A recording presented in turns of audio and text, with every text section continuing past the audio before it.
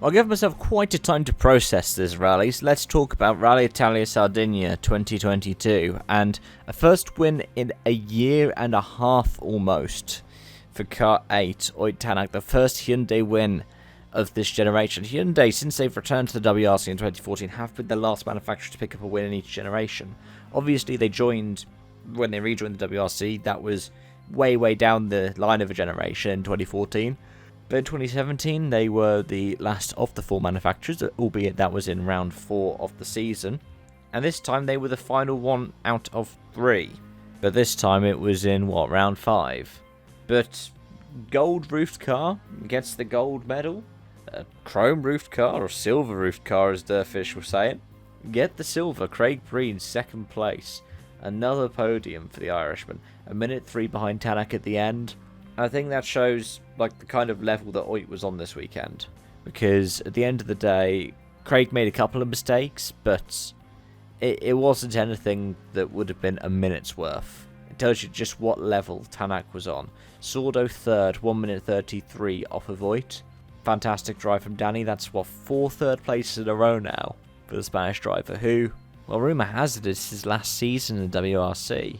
Be a real shame to see him go, but regardless, he's still showing that he has got it. If 2 weeks ago in Portugal he was saying that it was one of the worst third places he'd ever got, I think he's got to be a bit happier about this one. But 4th place, Pierre-Louis Loubet, got to be ecstatic with that result. He's done really well this weekend, and he's been a bit of an example if you think about it. Because if you look at his teammates, Gus Greensmith's best result of the season was this. No, it wasn't this time. Actually, got 7th. It was 5th this season. I think his best result in the WRC is also a 4th place. And of course, for Adrian Formeau, he's only had 1 finish this season. 9th place last time out in Portugal. His best result in WRC, I think, is also a 4th. So Loubet showing fantastic form. And I've got to say, though Tanak would be one of my stars of the rally, the other one would have to be Pierre-Louis Loubet. He's been showing really good driving since he's gotten back behind the wheel of an M Sport car. I think he did drive a Fiesta R5 at some points, so I'm pretty sure I'm correct saying back behind the wheel.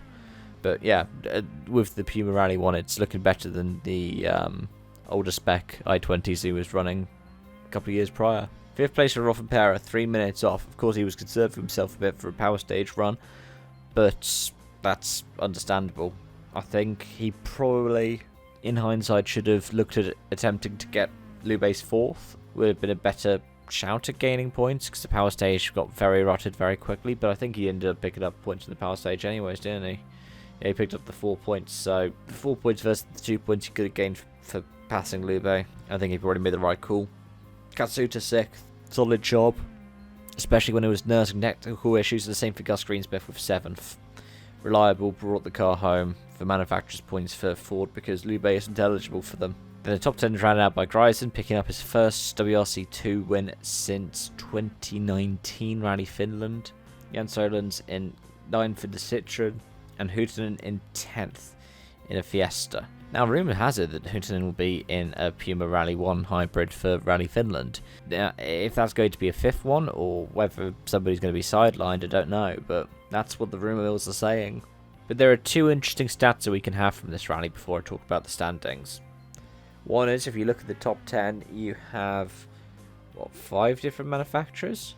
Because you have Hyundai, Ford, Toyota, Skoda, and Citroen. It's not quite last season when we had the Rally 2s almost dominating the top 10, but at the same time, for the first time since, I think they said Turkey 2019, we don't have a Toyota on the podium, which tells you how dominant that team's been in the WRC since its return. Let's talk about that manufacturer standings, because Toyota have suffered, with their best finisher being Rovanperä, and in addition to that, because Katsuta doesn't count, they have to fall back even more for some extra bonus points. The manufacturer standings are showing them on 200, though I don't know if that's entirely accurate. Hyundai on 161, M Sport on 120. But yeah, they got to be happy with that. In the driver's standings, Rovanperä now has 120 points. Neuville is 2nd on 65, with Tanak in 3rd on 62 points. That's because of Deville picking up his 5 bonus points for the power stage. And then Craig Breed's in 4th on 52, Katsuta 5th on 47. There's Evans, Sordo, Loeb, Greensmith, Ogier, Lube in 11th. Then Lappy picking up an extra 2 points for the power stage. What this means is the likes of Stolberg is 14th in the standings, of course with only one finish this season, but Mikkelsen is 13th, having had 2 retirements for engine failures in as many rallies. It's been interesting to look at this season in the WRC.